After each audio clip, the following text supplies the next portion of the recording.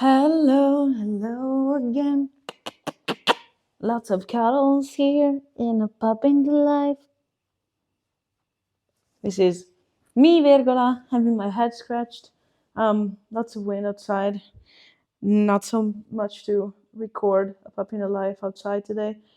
So we're gonna have it in a shorter version here from the sofa, where we actually are talking about something that's pretty emotional, pretty important, pretty, uh, you know, uh, important, I would say, in the history of mom's founding life, which is the ability of picking good co-founders and the relationship you have with such co-founders. So, mom wrote a post some time ago in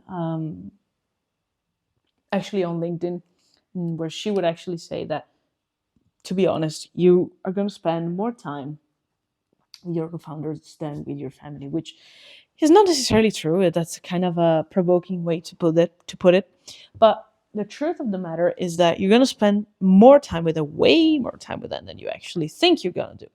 And the thing that's important to consider once you start understanding this is that the alignment of the vision with the co-founders is actually pretty important. So the thing is that when you think about it and you realize what you actually want to do, when you ask yourself, okay, I have this idea, I have tested the market, I know something about it, and I'm ready to start a company, I have my co-founder, you really need to have a pretty strong conversation about what are you going to do with that business.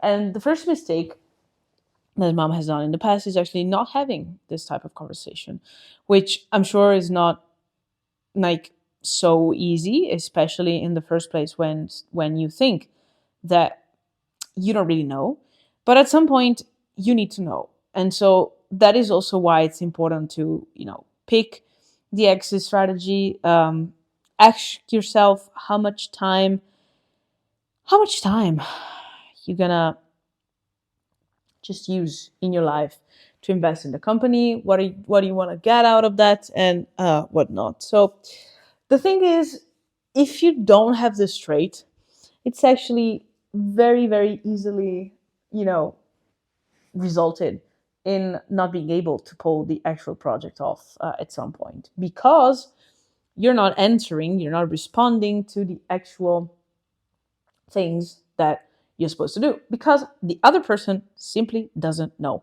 And surely you can find yourself at a moment in which you agree on stuff because maybe everything went good, because maybe you also have the same intentions, but at the same time it's not obvious. And so this was probably the first mistake the mom has done in the previous life that was fixed in the current company. But again, you keep learning, especially once you need to balance not having just one other co-founder, but like other co-founders. And so probably the best piece of advice is understand that there's gonna be a moment in which truth will be told, and in fact, the real intentions of the people would just come out. And so, the best you can do is having a clear conversation. Mom has been having that with co-founders since day one from this company, and actually realizing that you have to understand what is it actually that you're planning to do, because it gives you, a clear playbook, or you can start creating the playbook from that.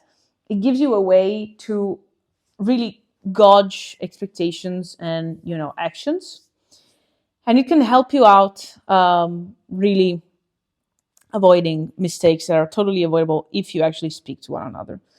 The other thing is, please remember that these people are actually going to be like your brother, your sister, your spouse, whatever. You need to get along with them. If you don't create a company. Don't create a company with them, because at some point it's going to come out. It's going to come out as something that you're not going to be able to resolve because you're not actually in the same place with them. And I always,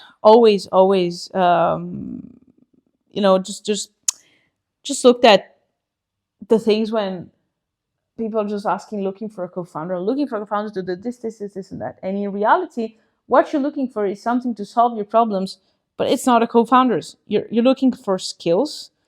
You're not actually looking for a partner in the um, you're not actually looking for a partner in the journey. So that is totally different. So podcast stuff today, very windy podcast is actually, please be aware, always remember that you're going to spend way more time with them than you actually thought possible. And that's totally fine. That's totally cool. But just remember that and make your decisions based on that. Because there is no point for you to just rush stuff and hopefully hope for the best. Like it doesn't work. There are many other things that we can just say about it and go about it. Lots and lots of things. And I know it doesn't sound very glamorous, doesn't sound fancy, but you're really going to spend lots of time with them, lots of time with them. And so, given that you're going to do it, please pick the right people. At least try to do so. Anyways, you learn from your mistakes. That's fine. Another things I want to say is all of this is solved before and during, and even sometimes after, through communication. This is always the best thing that we can say in life, and the best thing in general that you need to take into account. Anyways, I will send you kisses, hugs, and a bit of barks since we are going to an investors call. And yeah, Mom was very lucky, but it doesn't happen. It didn't happen, randomly. It happened because she hadn't been before. So plan it. Be sure to plan it. Bye.